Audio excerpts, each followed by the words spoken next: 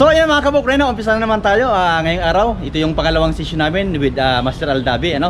So ang ating session ngayon is yung disarming ng baril at kutsilyo. I-share ulit namin sa inyo mga kabuknoy ang ating nalaman together with Master, ano, yung napakabilis na pag-disarming ng baril at kutsilyo. Teka na Master, umpisahan natin ang pag-disarming at pagturo sa mga kabuknoy natin dyan. So kailangan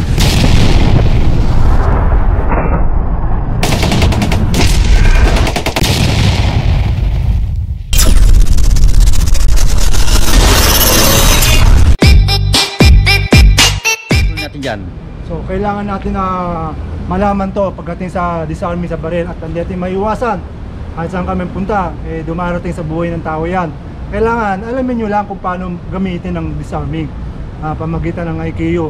So kailangan dyan lakas ng loob at technique, no? So depende rin sa didisarming yung tao. Kaya titignan mo yung tao nung ano yung dating niya, at kung paano natin siya mawala yung focus niya at mawala yung tension niya na ikaw ay hold upin. So marami siyang pamamaraan na pwedeng gawin, no? So maraming strategy. At ito ay gagawin na namin ni Buknoy sa pagkikita ng disarming baril at kutsilyo. Sir mga kabuknoy, no? Handa na ba kayo? Excited ba kayong malaman ang karagdagang kaalaman na ito na nanggagaling lamang kay Master Ikioy, Mikey Aldabe? Ang tutorial na ito ay gawin lamang kung kayo'y may sapat na kaalaman at walang kaba sa dibdib. Ito'y guide lamang sa mga kabuknoy ko dyan na gusto magkaroon ng idea. Let's go! Alright, umpisa na namin ang basic demo ni Master, yung disarming ng baril, ano? So, Master, umpisa tayo sa baril. Oo, baril tayo ngayon. Assuming na ano, ito pa lang mga kabuknoy, no? Bigyan sa iyong kalaman, ito'y laruan lang, hindi ito totoo, no? Kaya hindi naman nalin na itututok natin kay Master. So plastic lang to mga kabuknoy, para lang sa iyong kalaman, plastic o laruan. Tara, umpisa na tayo. Kailangan lang. Okay. Kalawit ako Master, Kalawiti. Dapat dito. Yan, kalawiti si Buknoy kapag hawak ng baril, kalawiti. Yan, Sir. Yan. So kailangan lang mag-approach ka na kailangan hold up o pera. Kailangan, di ba? Okay. Ang pagdidisarm ng baril is so napaka-risk yan, napakahirap. At kung magkamali ka, so at wala ka sa timing, yung baril ay hindi makukuha at hindi mo siya madidisarman. Kailangan may bilis at nasa tamang position, kung ano yung tamang ano niya, kung alanganin siya, doon ka lalabas, no? So kailangan may execute mo siya in seconds. Pag tumagal yan, so marami siyang mangyayari. Pero gagamitin mo na ng ibang technique, tulad ng pagsisipa, pagsusuntok ng tuhod, gumamit yung tuhod o suntok. Importante yung baril mahahawakan mo yung trigger niya, kasi pag hindi mo nahawakan yan, so posible na mabaril ka o may katamang tao. Kailangan tignan nyo mo muna kung may tao sa paligid, okay, kung meron man siya, so kailangan putok niyan sa baba o either sa taas. Okay, so ganun ang pagdidisarm ng baril, hindi agad-agad. Kailangan kukuha ka ng position. Kaya huwag kang papakita, napapalata na ikaw ay poporma at kikilos at pagtatangka na medyo mong anuhin siya, depensahan. So cool ka lang at depende sa tao naman kasi yan. Pag mag-hold up, may taong nang-hold up na parang takot siya, no? Okay, talagang sanay na siya mag-hold up. So kailangan pag-aralan niya, hindi lang basta agad-agad na kayo yan, no? Ito ay isang napaka-delikado kasi baril yan no? So kailangan lang maganda mag-training at ito ay hindi naman agad-agad na pagdating sa action na napanood nyo, hindi. So kailangan na to, mag-aaral ho kayo ng pag-aaral ng disarming baril at sa kutsilyo.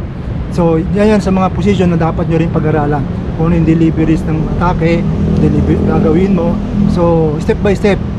Okay, so yan ang aking sa importante na malaman ninyo. Hindi lang sa baril, sa kutsilyo, ganun din. Halos lang kakapareha. Depende lang sa mangyayari sitwasyon. Yun, yung technique tayo. Ayan, kabuknoy, no, na dinig nyo ang mga tip ni Master Aldabe, ano? So magkakaroon kami ng demo, simpleng demo lang kung paano i-disarming ang baril. Umpisa natin. Ito karang kita, karang kita.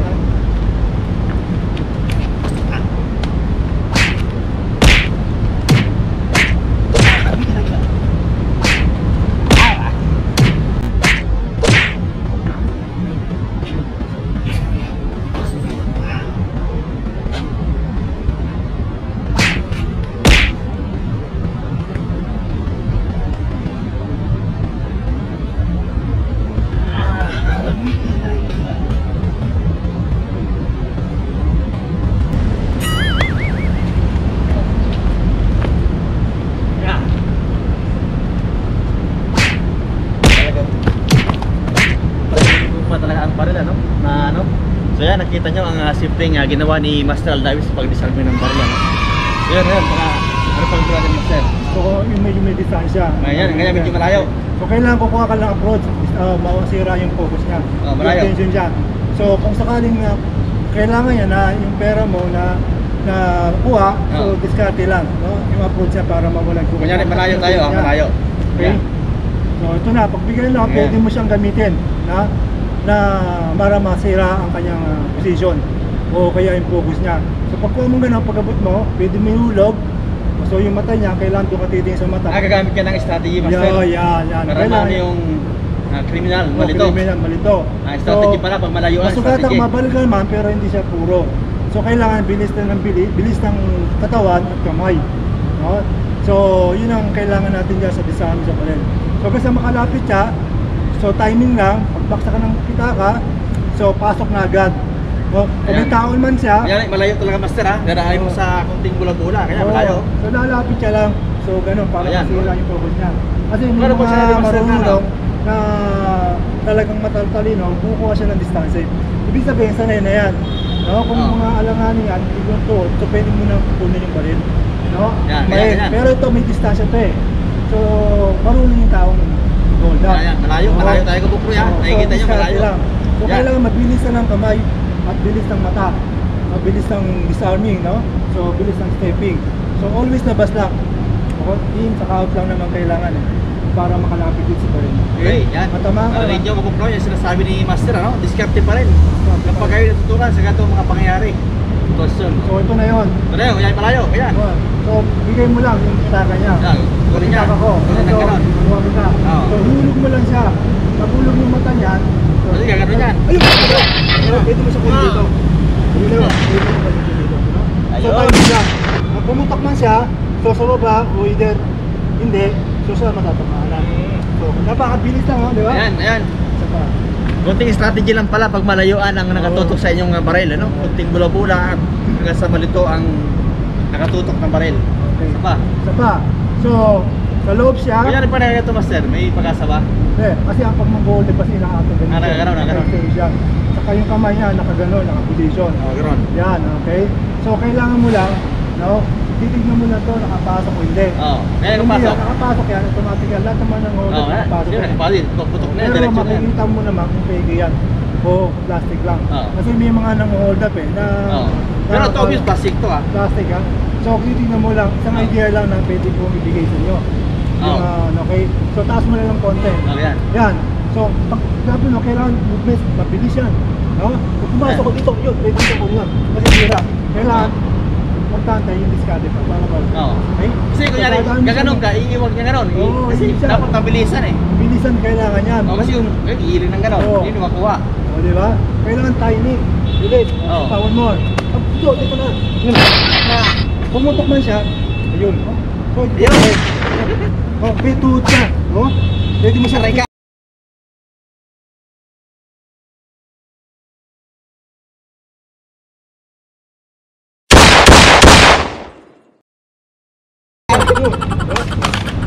Talaga napakalupit ni Master.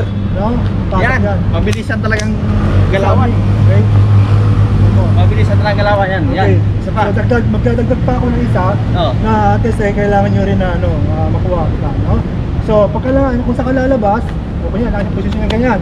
So, kailangan yung paa mo kung saan ka komportable lumabas o milag. Yan ang mga importante yan. Hindi alam. So, pagkalanganin ka, ganyan. So, kailangan dito ka lalabas. Bilis lang. Ayun. Dito na siya. Okay? Pagkuha rito, ayun. So, bilis lang. Yan. Napakalupit pala talaga ng ganong disarming. Yun, nakita nyo kabukroy ang galupitan ni Master sa pag-disarming ng baril, ano? So, dito naman tayo sa kutsilyo, no? Tapos na tayo dun sa baril. Basic lang, malayo at malapitan. So, dito naman tayo sa kutsilyo, ano? Ito naman. So, yan. So, ganyan. Pag once na ikaw ang focus niya, hold up na yan. So, didigit yan eh. Pare, bigay mo pare dyan. Yan. Wallet mo dyan. So, kailangan, ito, nabebe naman te. Ito, kamay, kailangan laging mabilis yan. Okay? Pagkuha, dito na.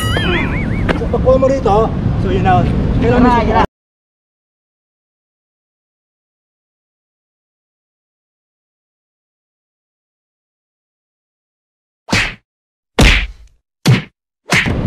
ipit mo lang to. Yun. Ipit mo Wala lang. na talaga. Okay. Kailangan Madali, diskarte basta lang. No? Mabilisan pala ito. Bilis lang. Huwag mo siya i-twist. Huwag mo lang siya iharap. O depende sa ano yan, sa yung gagawin. Basta ang pinaka-priority mo, sir, yung hawak-hawak niya talaga. Hawak-hawak. Yun ang inalayo mo muna, no? Ayun. Para maano ka sa panganib. Panganib, no? Oo. So, kailangan Yan. lang confidence at Yan. Kita nyo, kamuknoy, talagang kutsilyo ang inuunan ni Master. Kung ano may hawak na deadly weapon, doon siya nakapokus, no? Yun yung inuuna niya, pinapriority na ilayo. isa pa. Isa pa. Okay. So, tuto, nakatingin Yan, siya. yan. So, ito siya, no? Yan, madalas yan, no? Ito lang, no? Ito, ha? Kala pa na? Yan, no?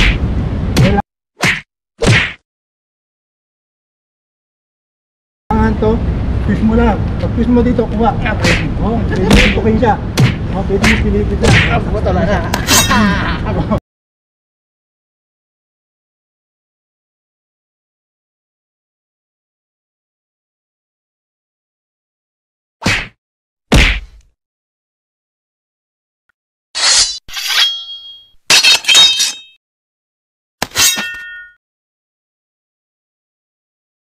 Patay.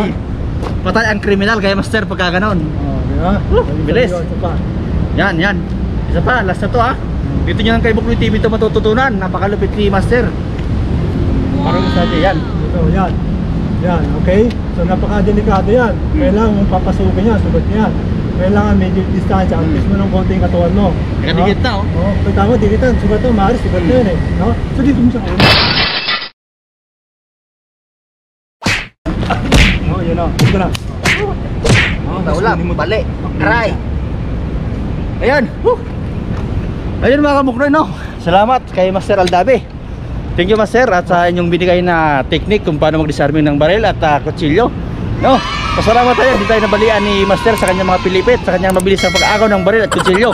So sana natuto kayo no, ng konting kahit paano disarming ng baril at kutsilyo mga kamuknoy, no. Pasalamat tayo kay Master at Master, i-promote mo na ang inyong dapat i-promote. Okay, kung pupunta lang kayo sa ano, ibang martial arts, totoo na. Ako yun naman nagtuturo na aktual. At i-click nyo lang sa YouTube yung IKU. At makikita nyo yung aking Facebook doon at contact number. Okay? So yun lang. IKU International Martial Arts po. Master Maximo Aldabe. Okay, no? Salamat kamuknoy sa inyong panonood. Abangan nyo ulit ang aming session ni Master, no? Yung mga nagre-request dyan, sabihin nyo lang kung anong sunod namin gawin ng mga basic self-defense together with Master Aldabe, no? Salamat mga kamuknoy sa inyong panonood. Hanggang sa muli. Take care always and salute.